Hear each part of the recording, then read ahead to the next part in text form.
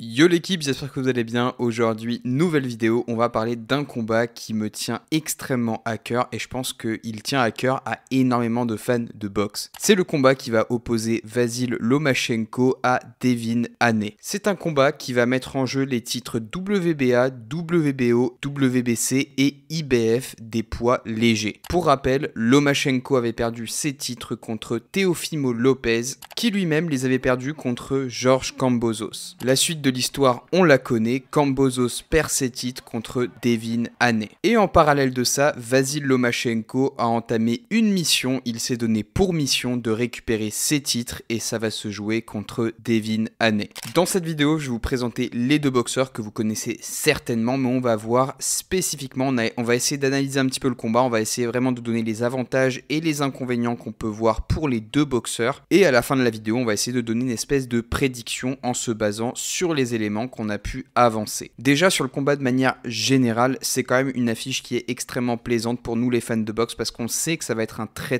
bon combat. On a deux boxeurs qui sont très techniques et on a une opposition droitier-gaucher. Du côté de Lomachenko, on a quand même, je pense, l'envie de récupérer tous ses titres qu'il a perdus contre Lopez puisqu'il l'a quand même mauvaise d'avoir perdu contre Lopez et dans ses derniers combats, on sent qu'il a vraiment accéléré et qu'il a vraiment mis en avant cette envie. Mais c'est vrai que son dernier combat qui était contre Jermaine Ortiz, c'est un combat de reprise. C'est pas forcément le combat qui l'a fait plus briller. Au passage, Jermaine Ortiz, c'est un adversaire qui a un combat contre un ami à moi, Romain Couture, que je salue au passage s'il regarde la vidéo, qui est un excellent boxeur. Et il a un parcours que je trouve quand même très intéressant et exceptionnel parce qu'il n'y a pas énormément de boxeurs qui ont réussi à obtenir une chance pour le championnat de France contre Walid Ouiza et qui sont partis aux États-Unis, notamment boxer Jermaine Ortiz pour le titre WBC Youth. Je crois que c'était quelque chose comme ça. Quoi qu'il en soit, un très bon boxeur que je salue et une boxe que j'adore puisque c'est un boxeur qui avance, qui met la pression et qui frappe vraiment très fort. Quoi qu'il en soit, si on revient sur le combat qui a opposé Vasyl Lomachenko à Jermaine Ortiz, on est sur un combat qui n'a pas forcément fait briller Vasyl Lomachenko. Lomachenko, c'est un boxeur qui est extrêmement technique, mais là je pense qu'il a pris des coups qu'il n'aurait pas forcément dû prendre contre un boxeur qui est du niveau de Jermaine Ortiz. Non pas que ce soit un mauvais boxeur, mais il y a des différences de niveau et là on n'était pas au niveau auquel Lomachenko est habitué à évoluer. Et je pense que Lomachenko, qu'on veuille l'admettre ou non, il commence à être affecté par son âge. Il a 35 ans et dans les petites catégories, quand on commence à dépasser la trentaine, ça devient plus difficile. Il y a énormément de changements de direction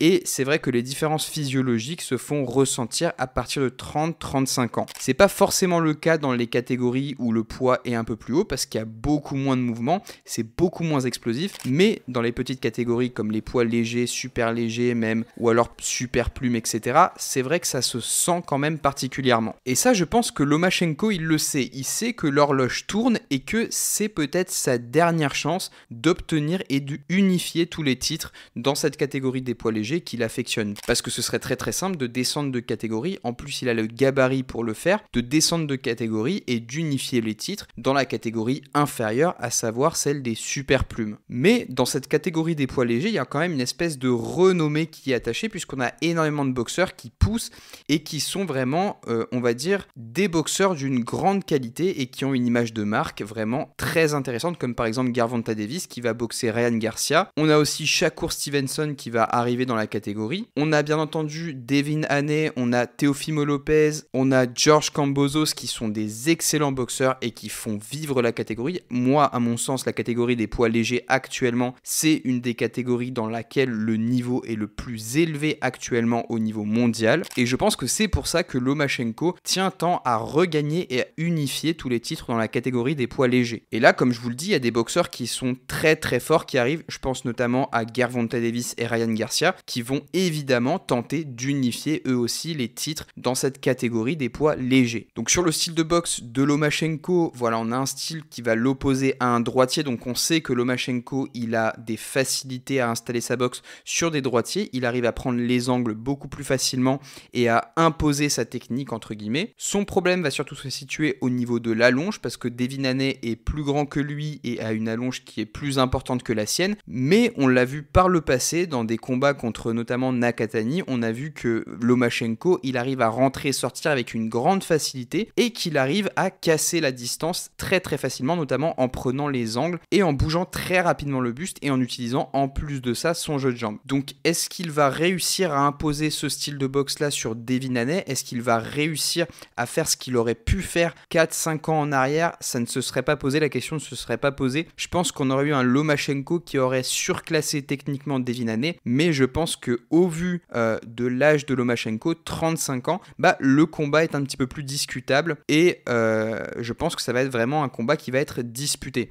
Parce que techniquement, je pense que par exemple sur le combat de Lopez-Lomachenko, on a eu un combat qui était plus ou moins équilibré techniquement, mais ce qui a fait la différence, c'est la puissance qu'a imposé Lopez et le fait que Lomachenko ne prenne pas plus de chance que ça pour toucher. Il prend l'initiative, mais comme ça frappe en face, il le fait peut-être moins que ce qu'il aurait fait s'il avait été un peu plus jeune. Bon, en tout cas, ça c'est ma vision personnelle, peut-être qu'elle est vraie, peut-être qu'elle est fausse. Je ne sais pas quelle vision vous avez, en tout cas vous, de ce combat-là précisément, mais en tout cas, si on regarde objectivement le combat contre Devin Haney, on sent qu'il y a vraiment une différence d'âge qui va forcément jouer et peser sur la balance d'un côté. Là, pour le coup, on en vient à Devin Haney, et évidemment, il a la force de l'âge qui va avec lui, il est beaucoup plus jeune que Lomachenko, il a toutes les ceintures, et je pense que mentalement, il est très très bien, parce qu'il a réussi à prendre les ceintures à un Georges Kambosos, qui est quand même un adversaire qui est de taille, un boxeur agressif qui sait mettre la pression, qui a du cardio, qui sait tenir vraiment sur le long et sur l'ensemble du combat en mettant vraiment cette pression-là. Haney, sur les deux combats, l'a complètement annulé avec un bras avant qu'il maintenait tout le temps sur la face de Kambosos. Il le contrait vraiment très très durement avec des bras arrière, même avec des bras avant, et en fait, il ne se contentait pas forcément vraiment de reculer et de maintenir Kambosos à distance. En fait, il faisait vraiment en sorte de l'étouffer avec son bras avant pour l'empêcher ne serait-ce que de réfléchir. Kambosos, dans les deux combats, il était tout le temps sur la défensive, tout le temps en train de penser à se défendre. Même quand il attaquait, il n'était pas en sécurité. Et ça, c'est le fait que Haney travaille énormément avec le bras avant et que une fois qu'il a installé son bras avant, il enchaîne directement et en fait, il prend la distance et il contre. Il n'a plus qu'à contrer. Et une autre arme qui est extrêmement intéressante que Haney utilise, c'est son crochet. Il envoie un lead hook qu'on appelle en anglais et c'est une espèce de gazelle punch qui lui permet de gagner de la distance et d'arriver limite à mi-distance pour toucher avec des combinaisons et enchaîner derrière. Haney, en fait, il a une boxe qui est extrêmement stratégique et sa stratégie est simple. Il vient, il touche et il sort. Et ça, c'est l'influence de Floyd Mayweather. C'est vraiment ce que lui répétait Floyd Mayweather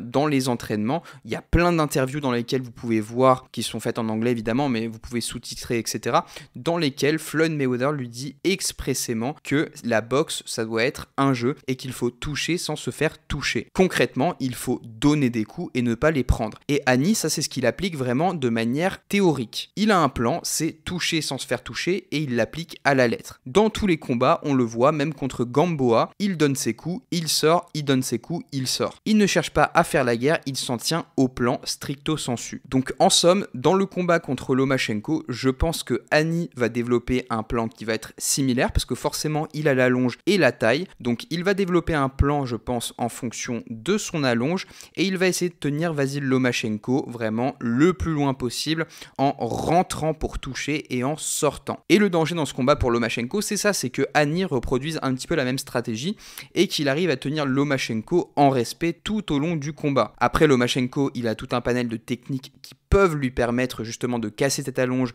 et d'embêter vraiment Devin Haney. Mais sur le pronostic, il y a deux choses qui vont rentrer dans la ligne de compte. Comme je vous le dis, pour moi, Lomachenko n'est plus aussi rapide qu'avant. Et en face de lui, il a un boxeur qui est extrêmement technique, extrêmement rapide et qui frappe aussi quand même. Donc honnêtement, c'est un combat qui est extrêmement difficile à pronostiquer. Franchement, j'ai pas idée du pronostic que je pourrais poser. Mais si je devais poser un pronostic, honnêtement, je pense que à l'heure actuelle, je donnerais plutôt Devin Haney gagnant en me basant sur la longe, en me basant sur la technique qu'il a développée pour boxer des adversaires qui rentrent, pour boxer des adversaires qui lui mettent la pression, pour boxer des adversaires qui sont techniques de manière générale. Et en fait, si je devais parier, je miserais surtout sur cette capacité de Devin Haney qu'il a d'annuler la boxe de son adversaire et d'imposer la sienne. Lomachenko, on l'a vu, Lopez a réussi plus ou moins à annuler sa boxe dans une certaine mesure évidemment. Si Haney, il arrive à mettre en place une stratégie qui lui permet de faire ça, alors on peut se dire dire qu'il pourrait prendre l'ascendant sur Lomachenko et gagner ce combat. Voilà, c'est tout pour mon pronostic. Si vous avez un pronostic différent, n'hésitez pas à me l'écrire dans l'espace des commentaires. J'adore toujours interagir avec vous et discuter de la boxe de manière générale. En attendant, je vous invite à cliquer sur l'une des 2 vidéos qui s'affichent à l'écran.